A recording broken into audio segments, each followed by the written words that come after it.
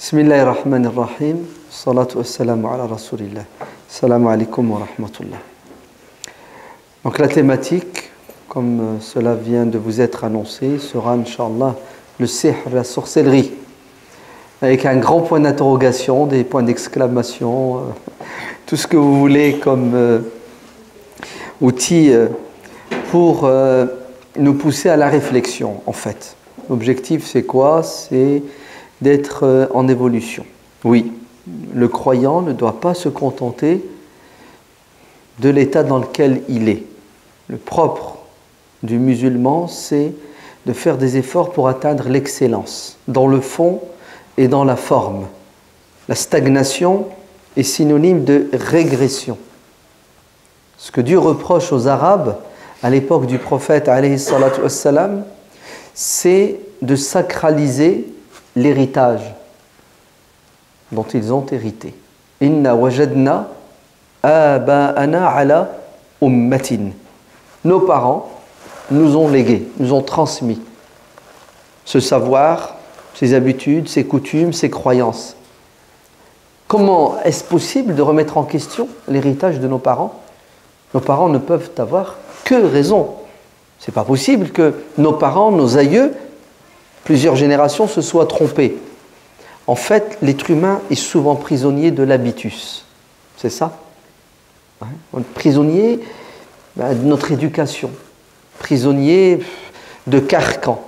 On a des poids qu'on traîne, que ce soit l'héritage de nos parents, avec ce qu'il a de positif et négatif. Et là, on parle du négatif. La société, comment elle nous a forgés. Et le propre du musulman, c'est qu'il recherche la liberté en permanence. Et la liberté, écoutez bien, c'est le fruit de la pensée, de la réflexion, de la remise en question. L'esprit critique est fondamental pour éviter l'enfermement intellectuel. Donc, vous n'avez pas à sanctifier l'héritage de vos parents. Et le propre d'un prophète, c'est d'accompagner son peuple vers la maturité intellectuelle et spirituelle, et non pas de les enfermer dans des croyances dont ils ont hérité ou des présupposés. Par exemple, le prophète sallallahu alayhi wa sallam, quand son fils Ibrahim est décédé, il a été touché, il est peiné comme tout le monde. Le même jour, il y a une éclipse de la lune. De la lune ou du soleil? Du soleil.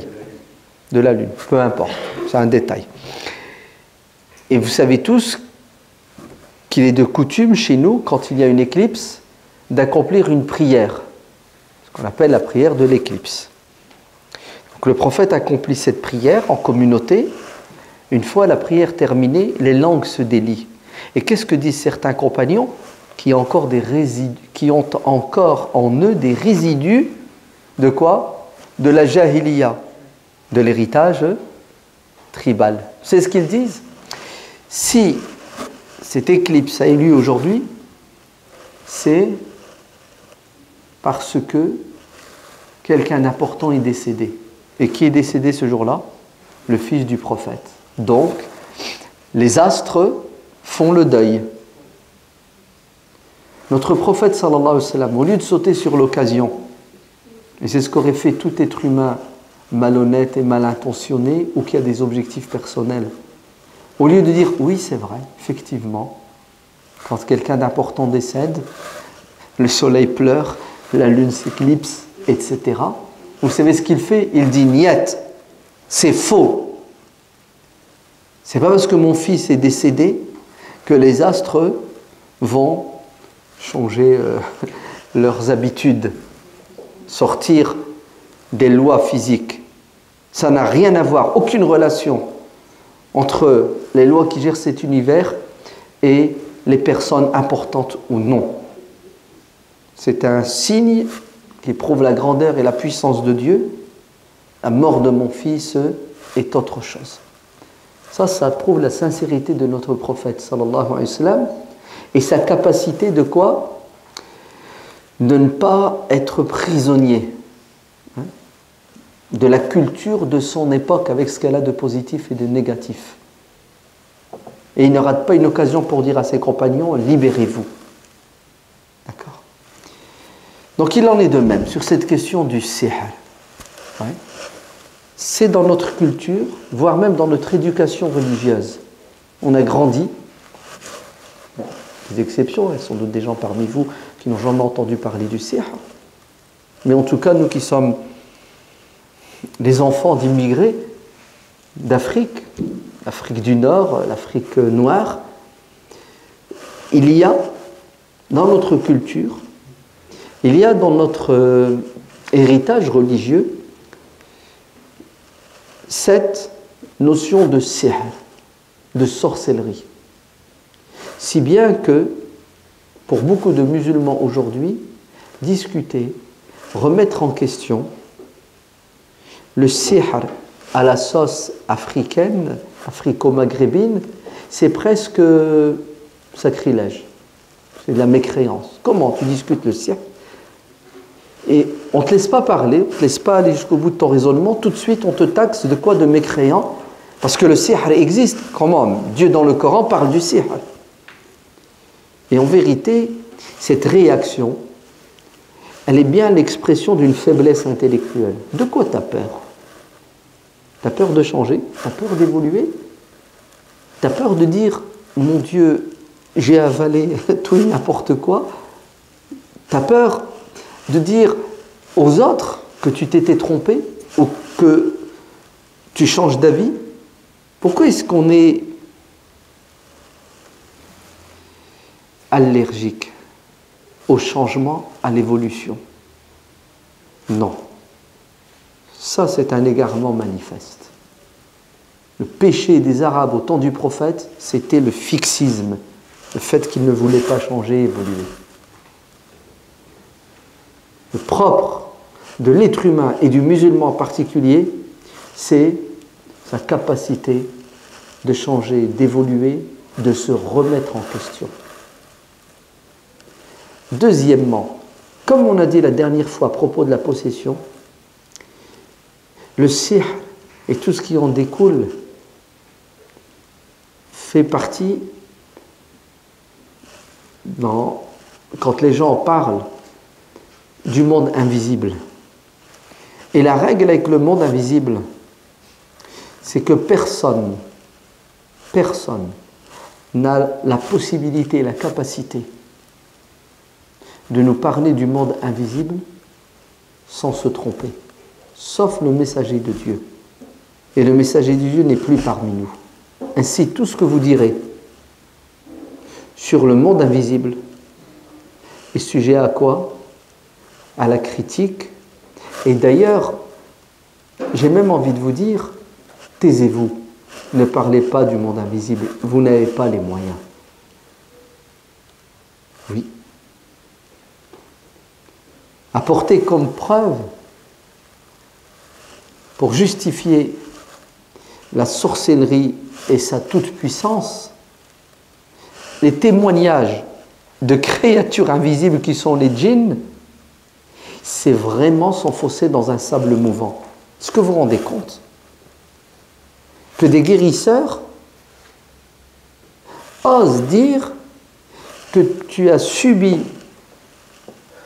de la sorcellerie, et quand tu dis c'est quoi la preuve, et tu dis c'est le djinn qui a été utilisé par le sahir, le sorcier, qui me l'a dit. J'ai fait parler le djinn et le djinn m'a dit que c'est ta belle-mère qui t'a fait la sorcellerie. Et on prend ça pour argent comptant. C'est fort quand même, comme preuve. Qul hatu burhanakum in kuntum sadiqin. Et ce que tu avances ne peut pas résister devant la critique rationnelle. Parce que ton pseudo-djinn qui t'a parlé, tu peux lui faire dire ce que tu veux. Non, il faut arrêter. Subhanallah. On est dans un monde physique avec des lois, il faut les respecter. Laissons le monde invisible à celui qui l'a créé pour qu'il nous en parle, c'est-à-dire Dieu exalté soit-il. Ainsi, qu'est-ce que Dieu nous dit de la sorcellerie? C'est peut-être lui qu'il faudrait consulter en premier, le livre de Dieu. Mais écoutez, le Coran est clair. Il nous parle des sorciers au temps de Pharaon. Ces sorciers qui avaient comme objectif de maintenir au pouvoir le Pharaon et de confirmer toutes ses idées, toutes ses croyances. D'ailleurs, il va les convoquer pour, en public, démontrer que Moïse est un sorcier comme eux. Et ces sorciers vont jouer le jeu moyennant salaire. Business is business. Qu'est-ce que tu nous donnes en échange si on prouve que Moïse est un sorcier? Il leur a dit ma proximité, bref, le Club Med. Et ils ont accepté. Et ce sont ces sorciers qui étaient censés prouver que Moïse était un sorcier qui vont se convertir à l'islam, et leur conversion est la preuve que la sorcellerie n'existe pas. Vous entendez?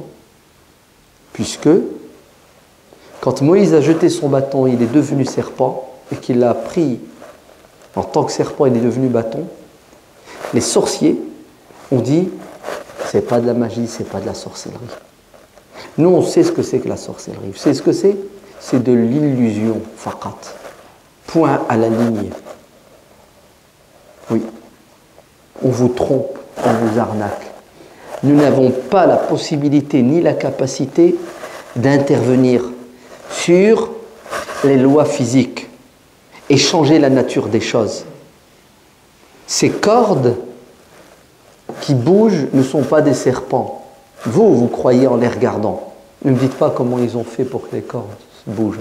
Certains exégètes musulmans disent qu'ils ont pris du mercure, c'est ça? Ouais, c'est que le mercure, ça bouge. Peu importe, je ne sais pas, si vous voulez savoir, allez vous inscrire à la faculté comment on dit? C'est ça, ok, t'as compris. Allez vous inscrire, ouais. Allez avoir comme maître Mr. Copperfield, il va vous enseigner comment ensorceler les gens, c'est-à-dire comment faire croire aux gens que ce qu'ils voient est vrai alors que c'est faux, ils n'y voient que du feu. Non. Le magicien n'a aucun pouvoir sur la nature, sur les lois naturelles. Il ne peut pas intervenir. La preuve, c'est qu'ils ont dit non, ça c'est pas l'œuvre d'un être humain, ça peut être que l'œuvre du Tout-Puissant, Dieu. Et ils vont se convertir, et ça va leur coûter la vie, puisqu'ils vont tomber martyrs, alors qu'il y a 5 minutes, ils étaient prêts à quoi? À mentir, à faire l'hypocrite, à tricher pour atteindre un objectif purement matériel. La richesse, la notoriété, la gloire. Donc le Coran est clair, puisqu'il dit « Yukhayyalu ilayhim » les gens pensaient que les cordes bougeaient, étaient devenues des serpents. En fait, c'est faux. Les cordes sont restées des cordes, il n'y a jamais eu de serpent.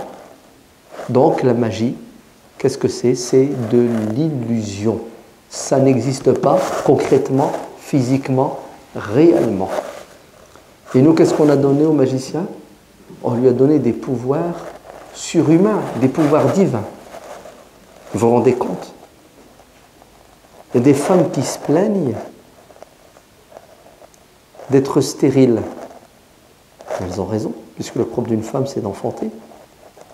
Et après maintes et maintes tentatives, elles ont recours à des guérisseurs qui d'emblée vous disent « Oui, effectivement, vous avez subi un sort, vous avez été ensorcelé, on va faire parler le djinn, ou j'utilise d'autres subterfuges, du plomb, un œuf, de l'eau, un cadenas, ça va, de l'encens, ouais, des tableaux avec des lettres, des formules chimiques, mathématiques, orthodoxes, pas orthodoxes, peu importe.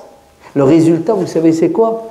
C'est que tu es stérile parce que tu as consommé, tu as mangé, tu as bu, tu as avalé, tu as senti un sihr. Et si tu veux enfanter, voilà ce qu'il faut faire, voilà ce qu'il faut faire. Résultat, il n'y a plus de stérilité sur Terre. Toutes les femmes enfantent aujourd'hui.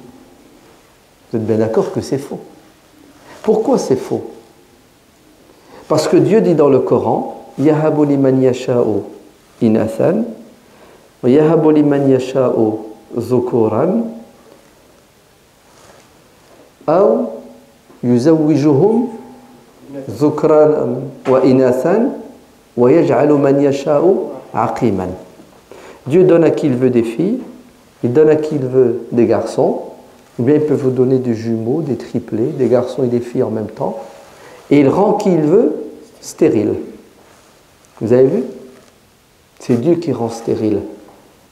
Et nous, on pense et on croit que c'est la belle-mère qui rend stérile, parce qu'elle n'aime pas sa belle-fille. C'est la voisine qui voulait que sa fille, son fils se marie avec la fille de sa voisine qui est en France, histoire de papier aussi en même temps. Et quand ça n'a pas marché, elle est intervenue. Quand? La nuit des noces. Ouais. Elle est partie au cimetière, c'est ça, elle a ramené un peu de poussière d'une tombe, elle l'a mélangé avec le couscous. Vous connaissez, vous avez déjà entendu toutes ces histoires. Et c'est super, ça a marché. La nuit des noces, fini. La personne, elle a quoi? Elle a... Combien de personnes sont venues nous voir, subhanallah, pour nous raconter des problèmes de leur vie, hein? Et que c'est à cause d'un sihr. Alors, on les a renvoyés vers des psychiatres. Vous entendez, des psychiatres? Parfois, tout simplement, vers des sexologues. Je vous raconte une anecdote. Puisqu'il y a une jeune fille mariée, je crois 7 ans, 9 ans de mariage, pas d'enfant. Pas d'enfant. Ils ont tout essayé, hein. Ils ont tout vu, tout essayé. Bien sûr, sauf le médecin, le psychiatre, le sexologue. On est d'accord, hein? Et à la fin, ça s'est terminé avec quoi? Ça s'est terminé avec cette jeune femme, okay, qui était incapable de donner des enfants à son mari, alors que le mari, c'est quelqu'un d'extraordinaire. Et bien entendu, pourquoi est-ce qu'elle n'arrive pas à lui donner des enfants? Parce que Mskina, elle a subi un sihr, c'est ce qui l'a rendue stérile, etc., etc. À la fin, la jeune fille, elle a pété les plombs, et puis elle leur a annoncé, donc c'est tabou, hein, vous savez, chez les musulmans, chez les arabes, chez les maghrébins, la vérité. Elle dit, écoutez, si j'ai pas d'enfant, c'est pas parce qu'on m'a fait un sihr, c'est pas à cause d'un djinn qui s'est installé dans mes trompes, c'est uniquement parce que mon mari, qui est là, avec tout le respect que j'ai pour lui, est impuissant, tout simplement. Il veut pas se soigner, il veut pas aller voir un médecin pour régler son problème d'impuissance. Vous avez vu comment on est, subhanallah? C'est toujours la faute de quoi? Toujours la faute de l'autre, le monde invisible, les djinns, le sorcier qui a des milliers de kilomètres. Je pense qu'il faut ranger au placard cette histoire de sahir, de sorcier, qui est tout puissant. Ouais. Vous allez me dire, attends. Là, tu vas trop loin. Qu'est-ce que tu fais du verset du Coran qui se trouve dans la sourate La Vache, où Dieu parle de sorcellerie de manière claire, nette et précise? Oui, d'accord. Comme si on ne le connaissait pas, ce verset. Le problème n'est pas dans le verset. Le problème est à nouveau dans la compréhension que tu as du verset, tout simplement. Si tu es prédisposé, à cause de ta culture, à cause de tes expériences, à croire à la sorcellerie, il est évident que le verset, automatiquement, sera pour toi une aubaine et tu vas lui donner l'essence qui va dans ce que tu as déjà comme conviction. Mais si tu n'es pas prédisposé, automatiquement le verset aura un autre sens. Et oui, c'est une vérité. L'homme intervient dans le divin, le Coran, et lui donne un sens qui va parfois en contradiction avec la volonté de Dieu. Tu vas me dire, ouais, qui t'autorise à dire que c'est ça, le sens du verset, et pas ça? Tu reçois la révélation? Pas du tout. La meilleure façon de comprendre le Coran, c'est de le comprendre à la lumière d'autres versets du Coran. Les pros, les spécialistes de la magie, de la sorcellerie, c'était les magiciens au temps de Pharaon. Oui ou non? Demandez à tous les historiens, à tous les exégètes. C'est pour ça que le miracle de Moïse, c'était quoi? C'était de relever le défi de l'époque.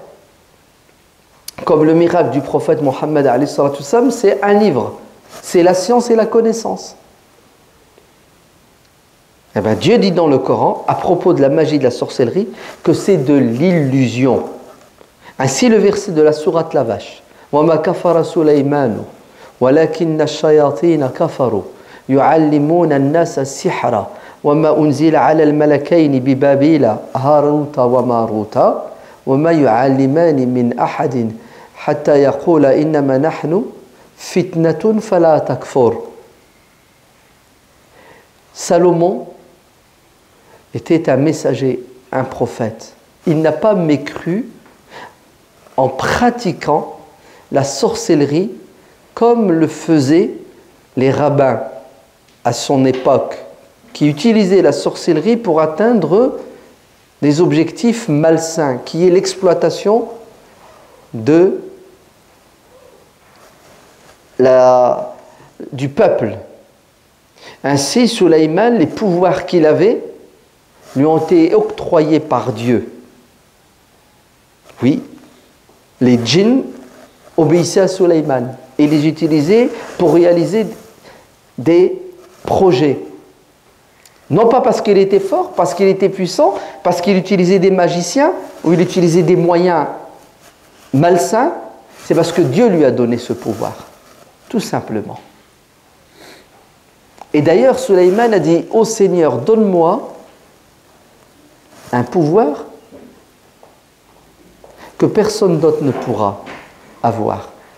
Celui de contrôler les djinns, de leur donner des ordres pour qu'ils m'obéissent. » Et Dieu lui a donné ce pouvoir. Toute personne qui viendra après Sulayman et qui dira « J'ai un pouvoir sur les djinns » contredit le Coran. Et oui, puisque le prophète, alayhi salatu wassalam, n'est-ce pas, dit dans un hadith que si ce n'était l'invocation de mon frère Sulayman qui a demandé à Dieu un pouvoir qui lui sera propre, ce djinn qui est passé devant moi, ben vous pourrez jouer avec lui, abuser de lui. Mais non, je ne peux pas, car ce pouvoir, seul Sulayman l'avait. Mais Sulayman n'était pas un sorcier, Sulayman n'était pas un magicien, c'était un messager de Dieu qui avait des pouvoirs par la volonté et la grâce de Dieu. Les imams malhonnêtes, les rabbins, ouais, c'est la même chose, ouais, à l'époque, ont accusé Sulayman d'être un magicien. وَمَا كَفَرَ سُلَيْمَانَ. C'est-à-dire, Sulayman n'a pas mécru en disant qu'il avait des pouvoirs surhumains grâce à des contacts qu'il aurait avec des diables, grâce à des relations qu'il aurait avec le monde invisible et qu'il utilise pour des fins personnelles. Pas du tout. وَلَكِنَّ الشَّيَاطِينَ كَفَرُوا.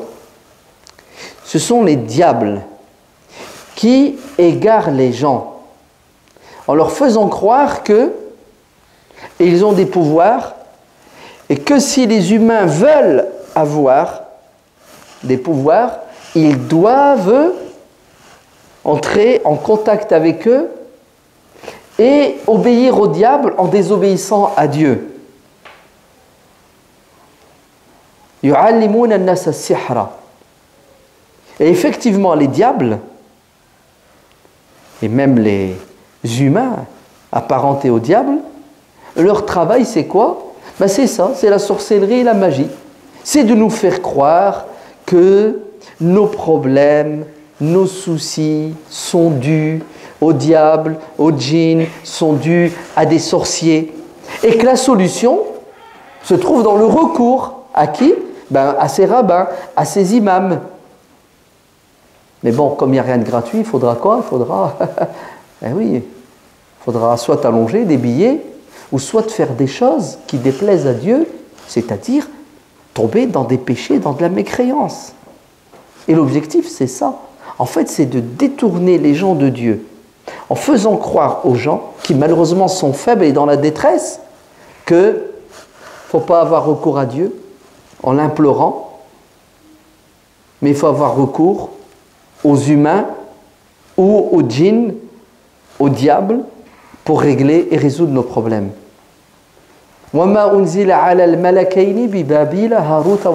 Ici, Dieu parle de deux anges, Harut et Marut. Deux anges qui ont été envoyés par Dieu sur terre, à Babylone, Babyle, et qui vont éprouver les gens. Comment est-ce que ces anges étaient une épreuve pour les gens? On n'a pas de détails dans le verset du Coran, ni dans la tradition du prophète, alayhi salatu wassalam. Tout ce qu'on sait, d'après le Coran, c'est que ces anges enseignaient des choses. Qu'est-ce qu'ils enseignaient? Le mal, la sorcellerie, a'udhu billah, n'en déplaise à Dieu. Les anges ne peuvent pas enseigner le mal. Les anges sont bons et ne désobéissent pas à Dieu. Ainsi, Dieu n'a pas envoyé des anges sur terre pour qu'ils enseignent aux gens la sorcellerie. La sorcellerie, c'est de la mécréance, c'est mauvais. Oui, ils enseignaient aux gens le bien, comment accéder au bien-être, car la fitna, dans le Coran, n'est pas toujours synonyme de ce qui est mauvais. Mais la fitna est synonyme aussi de ce qui est bon. وَلَنَبْلُوَنَّكُمْ بِالشَّرِّ وَالْخَيْرِ فِتْنَةٌ. Vous serez éprouvés dans le bien et dans le mal. Ainsi, ces anges, leur rôle sur terre, c'était d'aiguillonner les gens et de leur dire attention, n'utilisez pas les bienfaits, les dons de Dieu avec une mauvaise intention dans le but de faire du mal aux gens. La preuve, Dieu dit وَمَا يُعَلِّمَانِ مِنْ أَحَدٍ حَتَّى يَقُولَ إِنَّمَا نَحْنُ فِتْنَةٌ فَلَا تَكْفُرْ. Ne désobéissez pas aux gens. Ce qu'on est en train de vous enseigner, utilisez-les dans le bien. N'utilisez pas cette science dans le mal. Par contre, les diables, les gens mal intentionnés, les faux imams, les faux rabbins, فَيَتَعَلَّمُونَ مِنْهُمَا. Ils vont récupérer ce savoir, cette science des anges, pour faire quoi? Pour faire du mal. Pour faire du mal dans les familles, dans les couples. فَيَتَعَلَّمُونَ مِنْهُمَا مَا يُفَرِّقُونَ بِهِ بَيْنَ الْمَرْءِ وَزَوْجِهِ. Ils vont récupérer ce savoir, ils vont récupérer cet héritage des anges et l'utiliser à mauvais escient pour semer la fitna, la sédition, le désordre dans les couples et dans les familles. وَمَا هُمْ بِضَارِّينَ بِهِ مِنْ أَحَدٍ إِلَّا بِإِذْنِ اللَّهِ. Et il est évident que si un malheur arrive sur terre, c'est par la volonté de Dieu, c'est-à-dire ils n'ont pas le pouvoir de faire du mal. Vous savez quel pouvoir a le diable et tous ses suppôts? C'est de nous insuffler, c'est de nous manipuler. Faqat. Ils n'ont pas le pouvoir d'agir sur la matière, ils n'ont pas le pouvoir d'agir sur le physique, ils n'ont pas le pouvoir d'agir sur le destin des êtres humains. C'est leur donner le pouvoir de Dieu, bon sang, que de croire qu'ils sont si puissants. Voilà, l'interprétation, elle est aussi simple et basique que cela. Dire que les anges désobéissent à Dieu et qu'ils aient pu enseigner à Dieu quelque chose, qu'ils aient pu enseigner aux êtres humains quelque chose que Dieu interdit, non, c'est pas islamique du tout ça, puisque chez nous, la ya'asuna Allah ma amarahum wa yaf'aluna ma yu'marun. Ils ne désobéissent pas au Dieu, ils ne désobéissent pas à Dieu, les anges. Ils obéissent à Dieu et Dieu ne leur a pas demandé de faire le mal. Très bien. Vous allez me dire, oui, mais attends. Tu vas quand même pas nier la sunna du prophète, sallallahu alayhi wa sallam, qui dit que le prophète, sallallahu alayhi wa sallam, a été ensorcelé par un certain Labid ibn al-A'sam, qui a récupéré des cheveux du peigne du prophète Et avec cela, il a réussi quoi? Il a réussi à déstabiliser le prophète qui pensait et qui croyait qu'il faisait des choses alors qu'il ne les faisait pas. Si bien qu'à un moment donné, déstabilisé, perturbé, un jour le prophète alayhi salam verra dans ses rêves 2 anges qui l'ont interpellé à travers un dialogue entre eux en disant qu'est-ce qu'il a notre ami? Il est ensorcelé. Qui l'a ensorcelé? Labid ibn al-Ahsam. Comment a-t-il fait pour l'ensorceler? Il a récupéré son peigne et les cheveux qu'il y avait dans son peigne, et à partir de cela, il a créé une sorcellerie qu'il a déposée dans ce puits, d'accord? Et le prophète sallallahu alayhi wa sallam se réveilla heureux en disant c'est bon, Dieu m'a soigné, et il va réciter les 2 dernières sourates du Coran, Qul a'udhu bi rabbil falaq, Qul a'udhu bi rabbin nas, et avec ses compagnons, il ira dans ce puits, il récupérera cet objet qui a été confectionné par ce sorcier, et le prophète va être libéré. Je résume, il y a des détails, mais je passe. Qu'est-ce qu'on fait de ce hadith qui est authentique, qui est dans le Sahih de l'imam al-Bukhari? Sachez que, écoutez bien, certains de nos savants discutent l'authenticité de ce hadith. Et on en avait déjà plus ou moins parlé la dernière fois en disant que, vous savez, tout ce qui est du domaine de l'invisible, du monde invisible, on ne rigole pas avec ça. Il faut que ça soit sûr. Et le hadith, ahad, ça va? Ça revient, ça remonte à la surface, d'accord?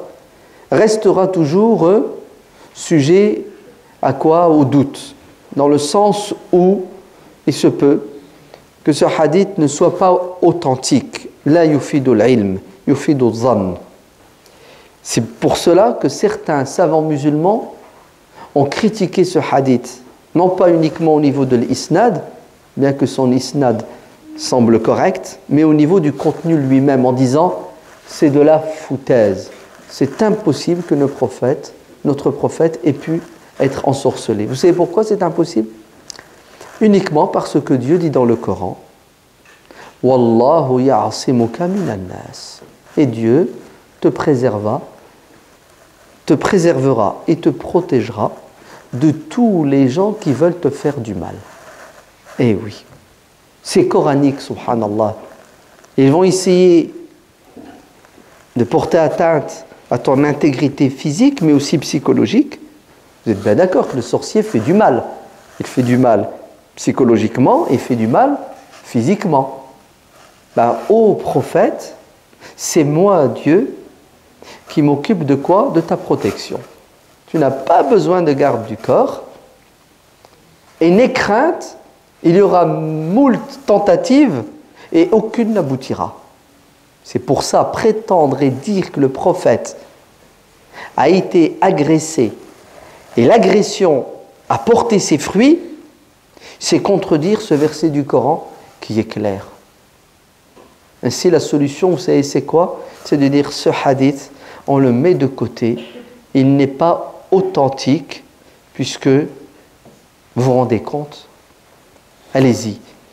Labid ibn al-Ahsam, comment il a fait pour atteindre le prophète sallallahu alayhi wa sallam? Comment il a fait? Vous allez me dire, il a utilisé les djinns, vous êtes bien d'accord? Il a utilisé les diables, il a utilisé le monde invisible, puisque c'est ce que disent les sorciers. La sorcellerie, c'est quoi? C'est quelqu'un qui a fait un pacte avec le diable en échange de loyaux services. Quoique le diable n'est jamais loyal, n'est-ce pas? Mais peu importe. Le diable deal avec le sorcier. Tu fais ça et je te donne ça. Tu fais quoi? Tu fais tout ce qui est contraire à la religion. Tu prends le Coran, tu l'utilises comme papier de toilette, tu urines sur le Coran, tu te prosternes devant moi, tout ce que vous pouvez vous imaginer d'horrible. Donc le sorcier fait un pas vers le diable et le diable fait un pas vers lui. Lequel de pas? La sorcellerie. Tu veux quoi? Tu veux empêcher cette femme d'avoir un enfant? Tu veux séparer ce mari de son épouse? Tout ce que tu veux, tu l'as. Et bien entendu, le diable n'est jamais satisfait. Il en demande toujours plus. Et le sorcier aussi ne se satisfait pas non plus. C'est un deal. Donc, allez-y, vous me dites quoi alors? Comment Labid ibn al-Ahsam a réussi à ensorceler le prophète, avoir un impact sur lui, à le rendre vulnérable, puisque le prophète se réveille et il dit à son épouse qu'il a eu des rapports sexuels avec elle alors qu'il n'en a pas eu. Ben écoutez bien, ça veut dire que les shayatin, les diables, ont un impact sur le prophète, alayhi salam, puisqu'ils utilisent les diables. Il faut bien qu'entre le prophète et Ibn al-Asam, il y a un intermédiaire pour véhiculer le mal qui va posséder le prophète, physiquement ou psychologiquement. Ici, c'est psychologique. On est d'accord? C'est quoi? Non, les diables n'avaient pas d'impact sur le prophète, sallallahu alayhi wa sallam. Le prophète dit, nous avons tous un qarin, un djinn qui nous suit. Même toi, au messager de Dieu, il a dit, oui, même moi. Si ce n'est que moi, mon qarin, m'est soumis. Soit il s'est converti à l'islam, ou soit il n'a aucun impact, aucune influence négative sur moi. Oui, moi, mon qarin, votre qarin, les diables qui nous suivent essaient de nous déstabiliser, de nous perturber. Mais en aucun cas, le messager de Dieu ne peut être sous l'influence, aussi minime soit-elle, d'une créature invisible qui s'appellerait un djinn ou un diable. Donc, comme le dit Ibn al-Arabi et d'autres savants imminents, aussi soucieux de respecter le Coran et la Sunna, le prophète n'a pas été ensorcelé. Ce hadith est à bannir et à mettre de côté, fût-il dans le recueil du Sahih de l'imam al-Bukhari, parce que le travail de l'imam al-Bukhari reste le travail d'un être humain, c'est-à-dire il n'atteindra jamais la perfection du Coran, le Coran qui est clair, net et précis sur cette question. Donc, la sorcellerie n'intervient pas dans notre quotidien. Oubliez cette dimension du monde invisible qui aurait un impact direct sur notre monde, notre quotidien visible. Ces problèmes sont soit physiques, matériels, ou soit psychologiques. Si tu n'es pas bien dans ta peau, soigne-toi, mon frère. Et qui doit te soigner? Ce n'est pas l'imam. Vous entendez? Tu vas voir le médecin, le spécialiste. Et vous avez des médecins qu'on appelle des psychiatres. Le psychiatre est là pour soigner l'être humain des maux qui sont du domaine de quoi? Du psychique, tout simplement. Vous allez me dire, oui, mais, on va prendre l'exemple de la femme parce qu'il revient souvent qui est stérile, elle a vu tous les médecins, vous n'avez rien, elle est allée voir l'imam lui a dit qu'elle avait un sihr, c'est ça, elle a été ensorcelée, il lui a donné la potion magique, d'accord, donc coranique, conforme à la sunna, etc. Une semaine après, elle est tombée enceinte. D'accord? Donc tu es bien d'accord qu'il y a quoi? Il y a une relation de cause à effet. Stop. C'est ton interprétation. C'est ton explication. Et tu n'as aucune preuve de ce que tu dis. Tu vas me dire, oui, mais elle est bien tombée enceinte. Oui, moi je vais te donner des centaines et des milliers de cas de femmes qui étaient stériles pendant 1 an, pendant 7 ans, pendant 10 ans. Elles n'ont pas vu de sorcier, elles n'ont pas vu d'imam, et elles sont tombées enceintes. C'est Dieu qui donne. C'est Dieu qui décide que tu sois, quoi? Que tu sois stérile, de tout temps, ou momentanément. Et quand Dieu décide que tu ne sois plus stérile, ben il te donne un enfant. Tout simplement, c'est coranique.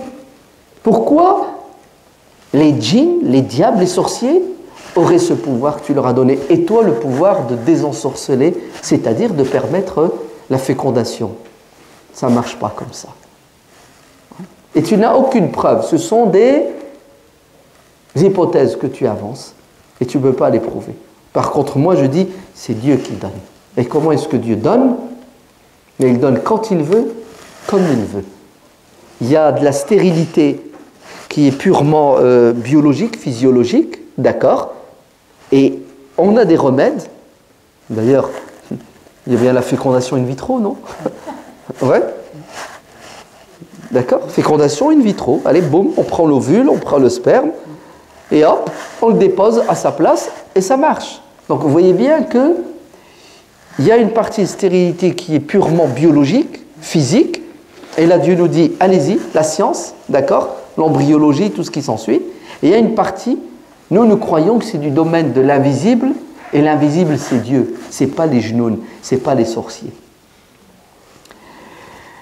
Très bien. Oui, je sais ce que vous allez me dire. Non mais attends, il y a bien des sorciers quand même.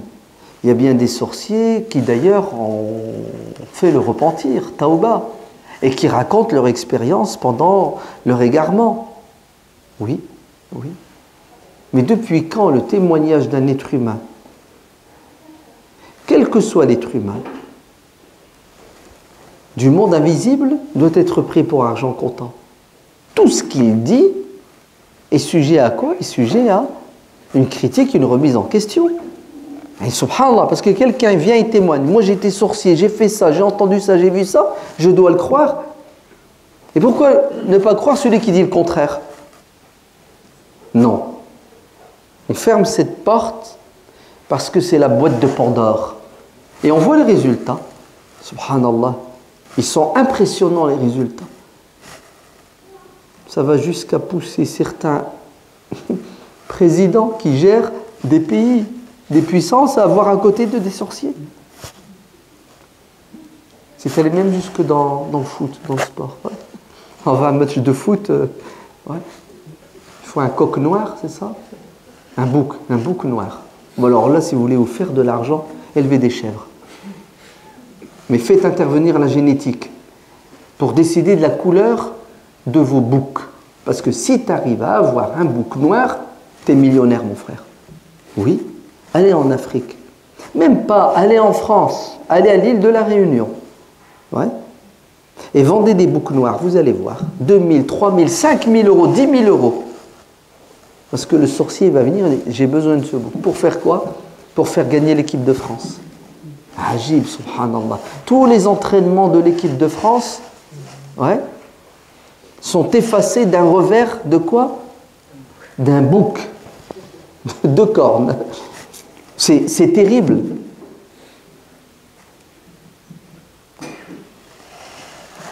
Nous pensons et nous croyons que la sorcellerie, c'est que de l'illusion et que les sorciers n'ont aucun impact sur nous et ne peuvent pas avoir d'impact. On s'en remet à Dieu, on se soigne quand on est malade et on arrête de croire en toutes ces sornettes. Vous allez me dire, oui, mais attends, il y a quand même quelque chose qui est important.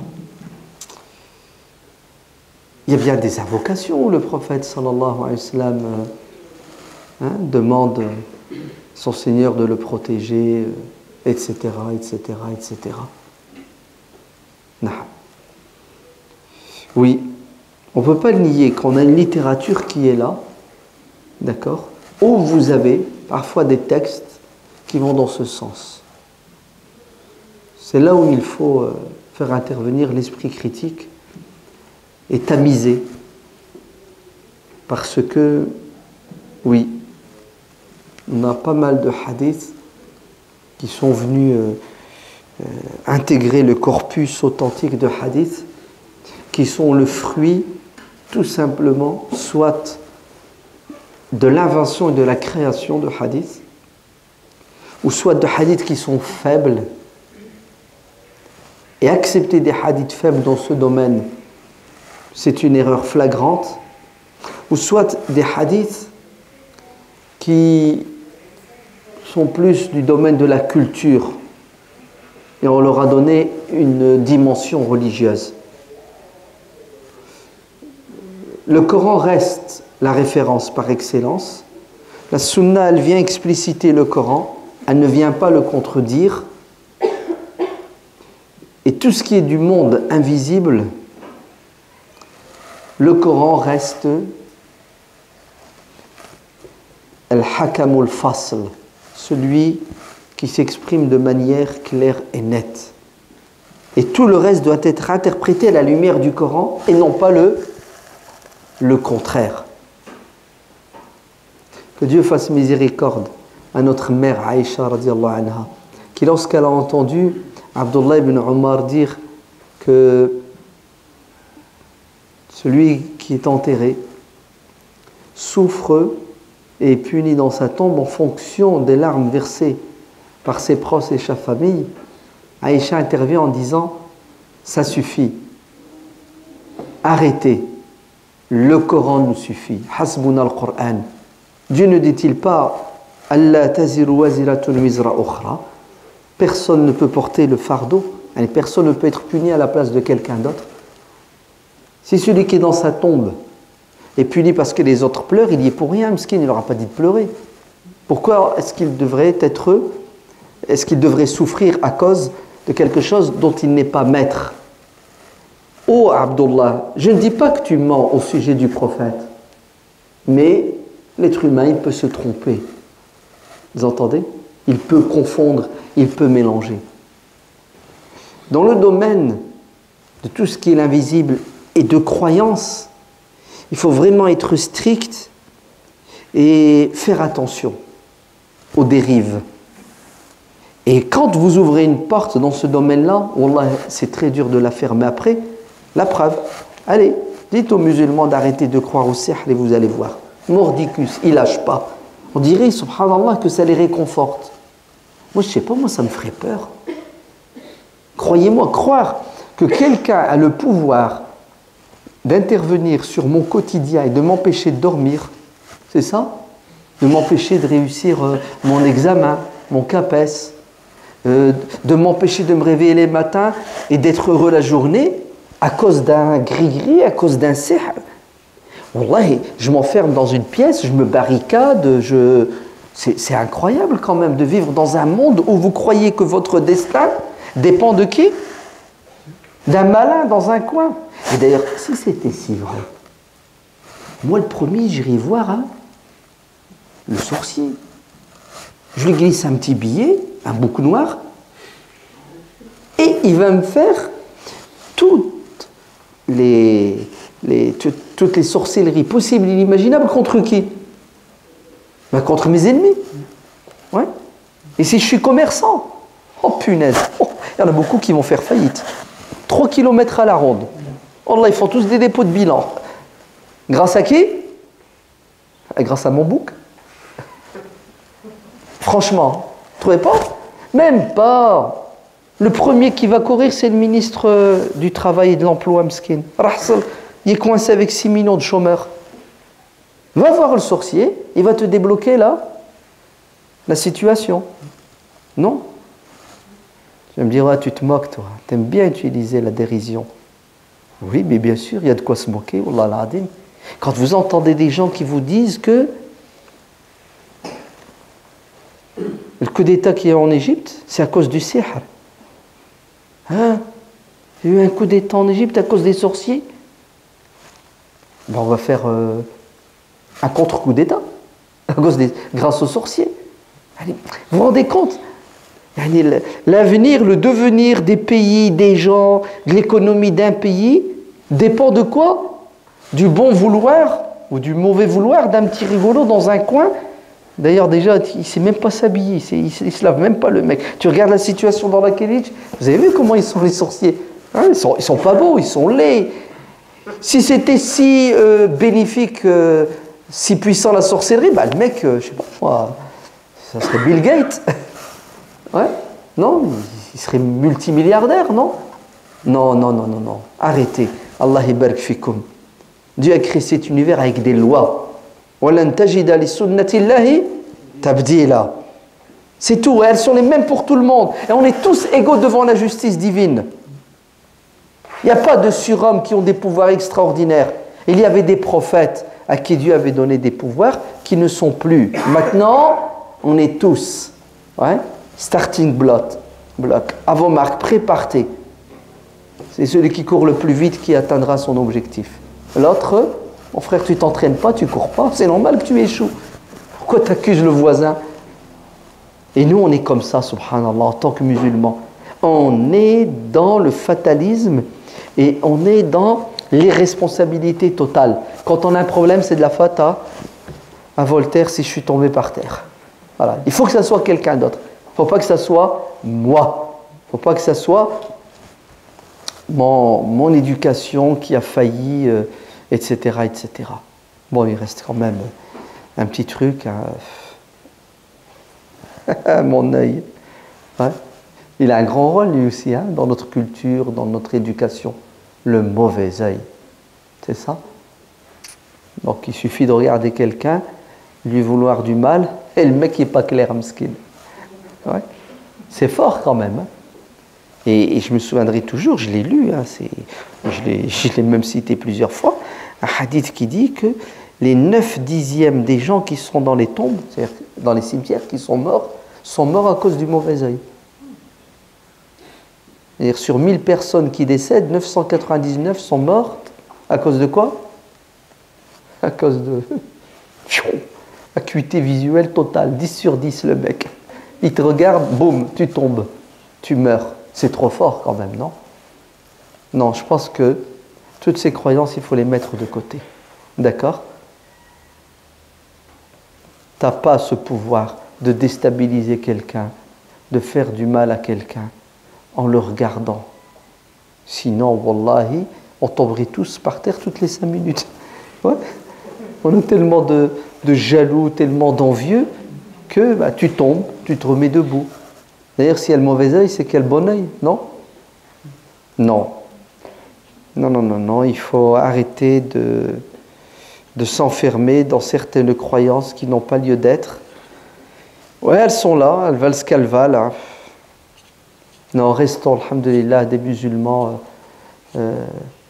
pragmatiques, rationnels, scientifiques. Et c'est comme ça qu'on va évoluer. Wallahu a'lam. Le débat est ouvert. On ne prétend pas détenir la vérité, on fait juste un effort pour essayer de s'en approcher.